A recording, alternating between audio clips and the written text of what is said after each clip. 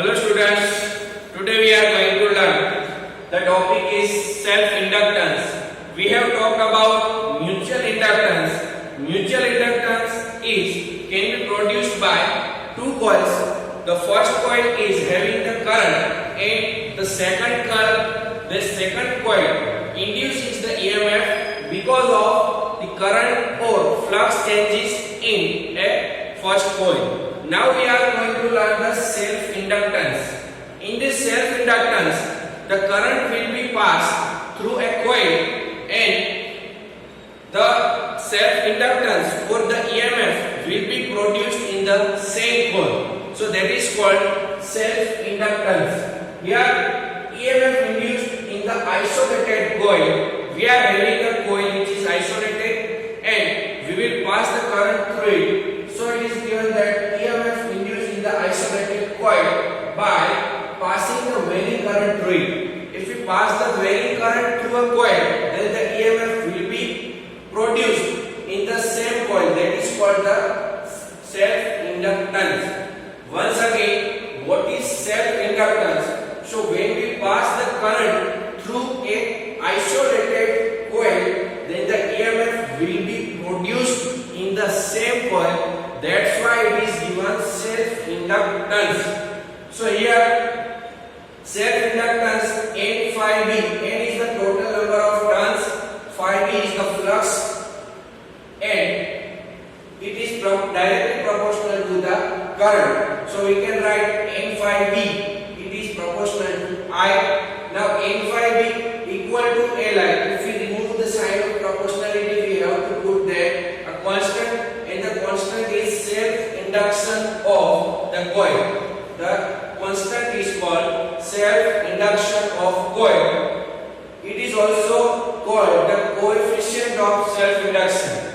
The L is also known as the coefficient of self-induction. Now, induced EMF. We know the induced EMF because of it is given that the law of Faraday, equal to minus n phi by n d phi by dt. So here it is given epsilon equal to minus d n phi upon dt. So n is constant, so it will be come out from the differentiation. So d phi b upon dt. So it is epsilon equal to minus l di by dt. So here it always opposes the changes of current in the coil. This induced EMF for self-induction it always opposes the changes of the current in the coils.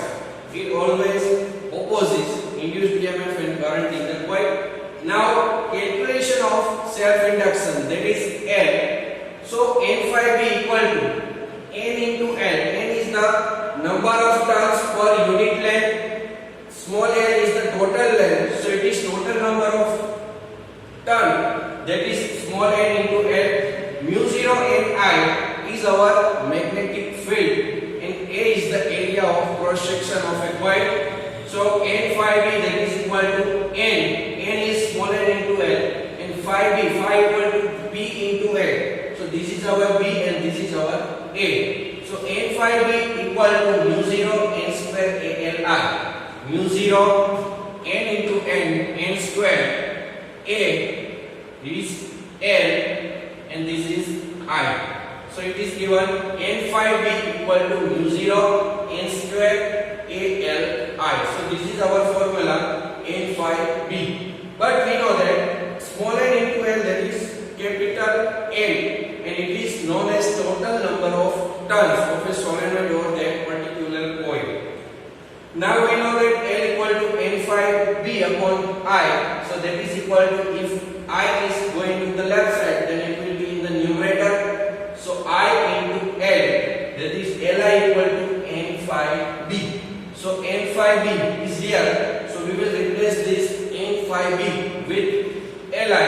So n phi B equal to Li and right side is the same, mu 0 n square A L I. So I and I will be cancelled out from both the sides. So we got the formula of self-induction L equal to mu 0 n square A into L. So this is the formula of self-induction L equal to mu 0 n square A L. Now if the material having relative permeability mu r is filled inside the solenoid, till here the solenoid was empty, it was filled with air. Now the solenoid is filled with a material, which material is having its permeability, it is equal to mu r. So we can write this equation as here, L equal to mu r, mu 0 n square Al. This equation will be multiplied by mu r, which is permeability of the material which is filled inside the solenoid. Now the self-inductance plays a role of inertia in magnetism. So here work done is stored as a magnetic potential energy. We have learned in chapter number 1 and 2, but there was an electric potential energy. Here this is magnetic potential energy. So rate of work done dW by dt, that is equal to epsilon into I. Epsilon is our induced EMF. Now consider only inductive effect. We neglect other effects. Then we consider only the inductive effects over here. So dW by dt, that is equal to Li into di by dt. So epsilon equal to Li and di by dt. So now W equal to integration of dW. Total work done, it is equal to the summation of work done through a small parts. So here W equal to integration of dW, and the value of dW is Li. So we will integrate Li. So integration of Li, that is equal to I square upon 2. Here it will be Li into di. Li di. So L is the constant. So L is constant, and the integration of I, that is equal to I square upon 2. So I square upon 2 and L. So W equal to 1 by 2 Li square. So this is the work done equal to 1 by 2 Li square, or potential energy stored in the form of a magnetic energy. So here current in the nearby two coils. If we have the nearby two coils which having the current, so N1 phi1, that is equal to M11. This is self induction. M11, the M we have used for the mutual inductance, but here this is M11, that means it is self induction. So M11 I1 plus M12 I2. Current in second coil, this is current in first coil. So it is the summation of both the coils. So N1 phi1 is, if we multiply this all with minus, here minus and here also minus. So minus N1 phi1, that is equal to epsilon 1, and here minus M11 I1, and I1 is di1 by dt. Here differentiation by dt. And here minus M12 and I2 is di2 by dt.